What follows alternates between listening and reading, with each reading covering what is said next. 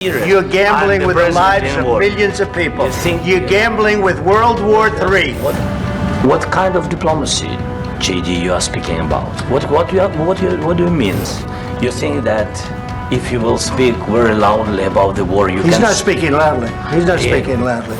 America के Oval office में शुक्रवार राष्ट्रपति डोनाल्ड ट्रंप और यूक्रेनी राष्ट्रपति वोलोदिमीर ज़ेलेंस्की के बीच तीखी नोकझोंक हो गई। यह चर्चा पूरी दुनिया में गर्म है। इस घटना पर रूस के विदेश मंत्रालय का बयान सामने आया है। विदेश मंत्रालय की ओर से कहा गया कि उसे आश्चर्य है कि आखिरकार जेडी वेंस ने ज़ेलेंस्की को थप्पड़ मारने से खुद को कैसे रोक लिया। तो वहीं अब रूसी राष्ट्रपति व्लादिमीर पुतिन एकदम शांत है। उन्होंने इस मामले पर कोई भी बयान नहीं दिया है। जानकारों का कहना है कि पुतिन की चांदी ही चांदी है और उन्हें कुछ बोलने की ज़रूरत ही नहीं है। उनकी तरफ से तो डोनाल्ड ट्रंप खुद ही यूक्रेन पर आक्रामक है। डोनाल्ड ट्रंप पहले से ही यूक्रेनी राष्ट्रपति को लताड़ने की फिराक में थे। उन्होंने कहा था कि उनकी ज़ेलेंस्की से होने वाली मुलाकात पूरी दुनिया में चर्चा का विषय बन जाएगी। इसके पीछे वजह थी मिनरल डील। मिनरल डील को लेकर यूक्रेन अपने कदम पीछे खींच रहा है। यूक्रेनी राष्ट्रपति का कहना है कि अगर वह अमेरिका के साथ मिनरल डील करते भी हैं तो उसके बदले उन्हें रूसी हमले से सुरक्षा की गारंटी चाहिए। तो वहीं डोनाल्ड ट्रंप का कहना है कि अब तक यूक्रेन के लिए अमेरिका ने जो कुछ किया उसकी कीमत उसे मिनरल डील करके ही चुकानी होगी। अब जानकारों का कहना है कि शुक्रवार को ओवल हाउस में जो भी तमाशा हुआ, निश्चित है कि व्लादिमीर पुतिन ने इसकी जानकारी भी ली होगी और मजे भी लिए होंगे।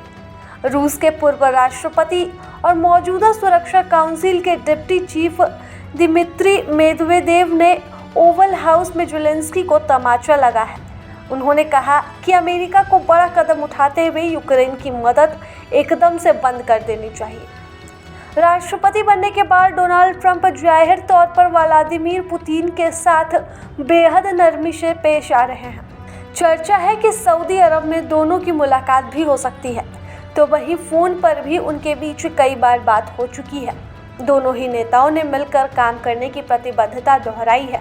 आर्थिक सहयोग को लेकर दोनों ही देशों के अधिकारियों का मिलना और बातचीत भी शुरू हो गई है। इसके अलावा रूस ने अमेरिका के सामने नया ऑफर भी रख दिया है। ज़ेलेंस्की और ट्रंप के बीच हुई नोकझोंक के बाद रूस का ऑफर अमेरिका स्वीकार भी कर सकता है। रूस का कहना है कि यूक्रेन में खनिज जहां प्रचुर मात्रा में है, वे स्थान रूस के कब्जे में है।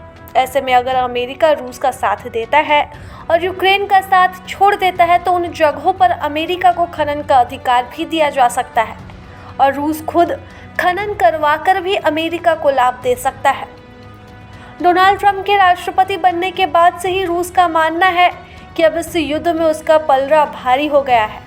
गौर करने वाली बात यह भी है कि ओवल हाउस में ट्रंप और ज़ेलेंस्की में बहस के दौरान ट्रंप ने बार बार जोर देकर कहा कि वह अभी सौदा करने की स्थिति में नहीं है। डोनाल्ड ट्रंप ने कहा कि कार्ड ज़ेलेंस्की के पास नहीं है। प्रभातखबर.com, विश्वास वही, रफ्तार नहीं।